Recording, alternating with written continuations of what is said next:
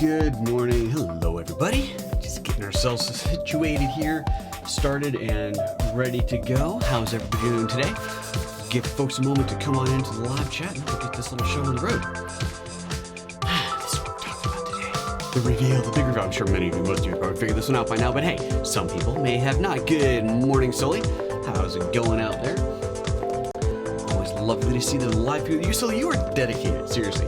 You saw the whole interview with Sonora yesterday. How was that? Did you enjoy that? Let me know what you thought. That was fun. I really enjoyed doing those conversations. Can't do them terribly often, but it is fun to do them when I can. Hello, Jess. Good morning to you as well.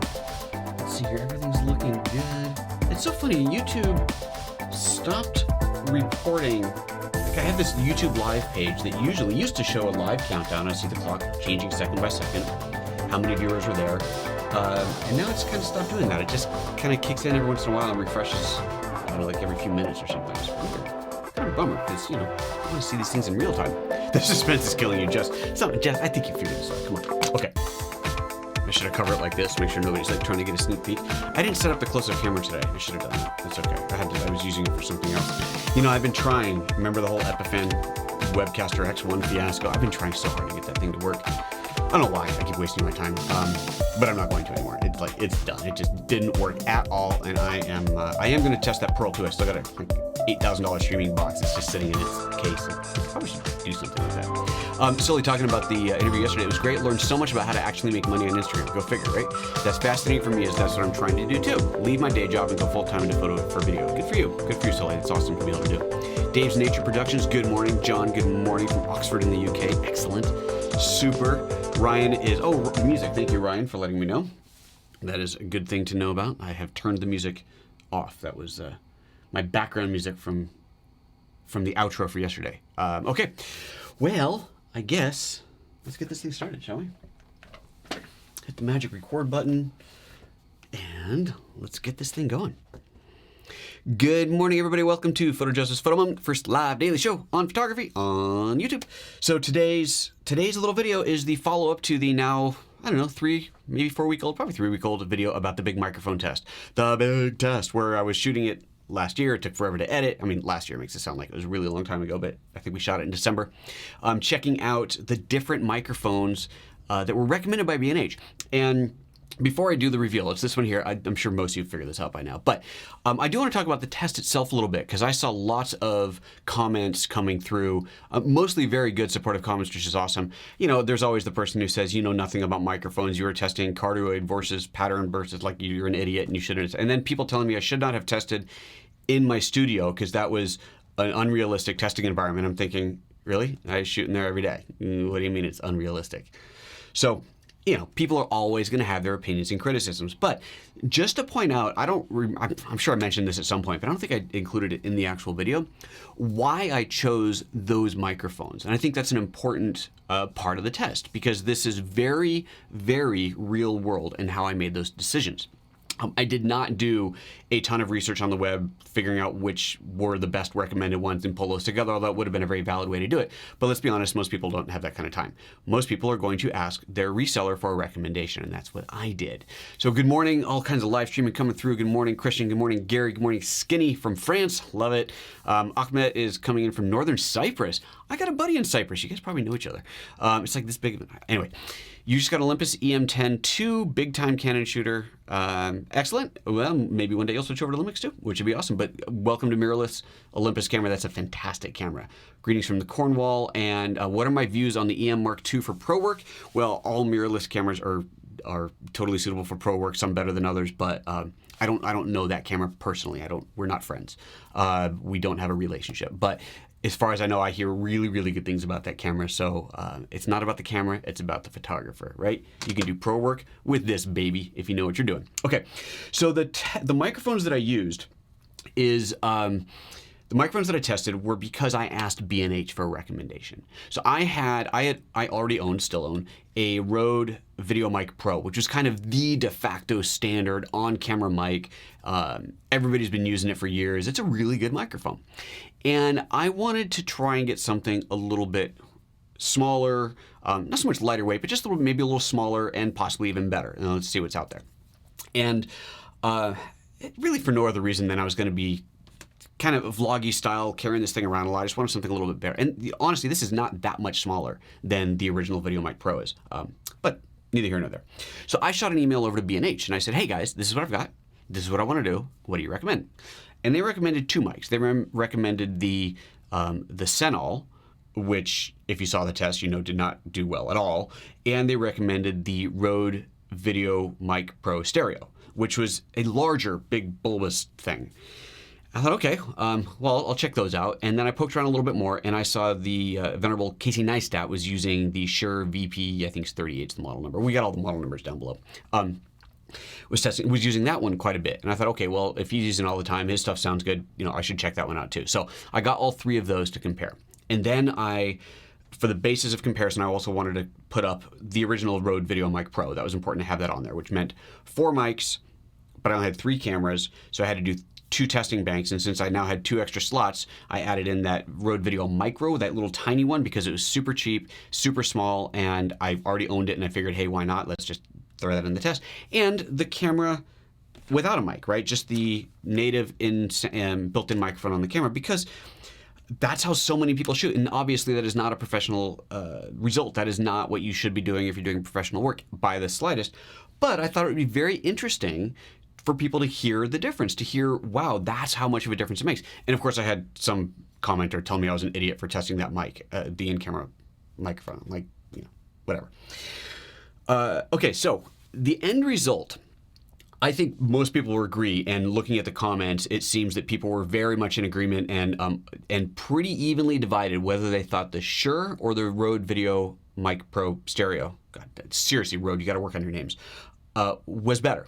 Some found faults in one and superior qualities in the other, and vice versa. It was a very even split, and I agree, both mics sound fantastic. They're both very good mics to use. So I ended up choosing the Shure. That's what's on here under this Dead Cat. And the Dead Cat is on here. I didn't make that up. That really is what they're called. The Dead Cat is on here because of for wind protection. And I've discovered that, you know what? Having it on here basically all the time, it just makes sense. Because you never know when the wind's going to blow. You can't control that. It doesn't add that much size. It certainly doesn't add any weight. This thing weighs nothing. Look, it practically floats. And it also adds just, I don't know, a little bit of protection. I think it's a good idea to have it on there all the time. So I leave it on there all the time. But there you go. The Shure VP83 lens hopper. I'm digging it. One of the really nice things on here, the switches are not easy to bump. Although it's kind of funny. If you look at one of Casey's old videos, he had accidentally bumped it and into plus 20, which I had it in there on purpose just now. Had it bumped it up to plus 20, overdrove all of his audio for the day. And he did a video about dropping super glue on here so he couldn't move the button. I wouldn't do that because you might actually need the plus 20 every once in a while. But there you go. And it has a nice solid light that tells you that it's on, unlike the Senol mic, which doesn't have a light to tell you that it's on or that the batteries are dying. Just unbelievable. Unbelievable. So this is the mic that I chose. So why this one over the stereo? Size was a big part of it. That stereo one, it's set up high. I don't have them anymore. I had to ship it back. But it's set up high. It's a big bulbous thing. It wasn't as low profile as this. And had the audio quality been massively better on that one, I might have gone with it. But didn't really care about stereo sound for the kind of stuff that I'm going to do run and gun with this. This is lower profile. And remember, I don't have it on here now. I've shown off we'll put a link to it here, the video where I show off the little clip, the spider light holster. I think that's right, spider light. Yeah, that's it, spider light holster. Goes on here, clips onto my belt, and it hangs down, and it's a really nice low profile. This mic doesn't get in the way. It's just a really clean setup, and I like it a lot. So I am really pleased with this mic. The battery has been insane. This is still the same battery that's in there from the tests, and I shot all through Mexico. I shot all the GH5 test footage with it. I mean, I've been using this quite a bit, and the battery's still going strong, so can't argue with that. But yeah, overall, that's the one that I chose. And the other one's still a very, very good choice. I chose this one because I liked the shape, the profile of it. It fit better for what I was doing with it. So there you go. There's the result. That's the one that I kept. Let's see here. Lots of comments coming through. Let's do a quick scroll back through here. Hey, from the Netherlands. Excellent. In the Netherlands, the studio seems to be a real-world location for recording to me. Yep, see, there you go. I mean, granted, if you're in a recording studio, you're more likely to be using a boom mic, which is what I've got up here, than you would be using an on-camera mic. Legit. But an indoor, large, spacious environment with a little bit of ambient noise from fans and road noise and that kind of thing happening, yeah, fully legit. Why not? So anyway, that's why I tested that. Sully saying, can't wait for the Rode Video Mic Pro Plus. See, there's always a new mic coming out. You know, you can't possibly keep up with all this stuff. Hi from Nottinghamshire, England. Excellent NQ Media. Hello back to Nottinghamshire. Ahmed says, what's your friend's name in Northern Cyprus? The photo community here isn't that big. Maybe I know him. Graham Cooper. He's a Scotsman, and I just did a horrible accent, so don't anybody kill me for that. And he watches the show, so Graham, if you're watching, buddy, you got a friend there. Ahmed Khan Tunkaya. I hope I said that. I'm sorry if I butchered that. Photographer at large says, any news on pricing and availability of the Rode Video Mic Pro? I have no idea. Sorry. Interesting that I chose the Shure over the Rode. So why do you say interesting, Sully? And obviously I've just explained why I did, but I'd love to hear your thoughts on that. And I'm sure that you commented on the other video as well, but feel free to chime in on that. And Mike's asking about the battery life, which I think I just talked about. It's been great. You don't see on any of the mics, you don't see a battery status is in 3/4 full, half full, anything like that. It just it changes color or blinks at you when the battery's getting low. And even then, I think you got quite a while to go before your battery's totally kaput. But yeah, I've been using it for quite a while. And when I'm shooting with it, incidentally, I don't turn the mic on and off. If I'm going out for the day, I turn the mic on and I just leave it on all day, because the last thing I want to do is forget to turn it on, go to shoot something, and then realize, oops, that'd be bad. So I just leave the mic on. The battery's so good that, why not? And it takes, what is it, a single AAA or AA? Double A. And it's got one of my rechargeables in there too. And the rechargeables don't usually last as long as your standard off-the-shelf batteries. But yeah, it's been great. So there you go. Super duper. Okay. I guess that's that. That's really it. I just wanted to tell you what I picked. I showed up on my Instagram feed this morning. Somebody asked what microphone I was using, which one I had picked. So I figured, it was time to come out about that. And definitely get the dead cat thing. It really does make a big difference. And it looks cool in the snow, all covered in snow, as you saw from the picture. Anyway, all right, so that's that. Hey, Monday, I don't know if I'm going to pull this off in time, but Monday, I talked about yesterday, or maybe the day before, that I did a shoot, one light shoot, just a client simple portrait, but it just came out really, really nice. And I'm gonna do kind of a live shoot with that, get somebody to stand in there, take a picture, and then bring it into Lightroom and process it. So we're gonna do a whole kind of round robin process from shooting to processing and show what that looked like. Just because it's a simple setup, but it came out so nice. I was really pleased with it. So I figure, why not? We'll do that again. I just gotta get somebody to stand in there. And I was gonna have Ryan do it, but I realized that I kind of need him to operate the camera. So there we go. That's about it. Joining from Germany while traveling 150 miles per hour.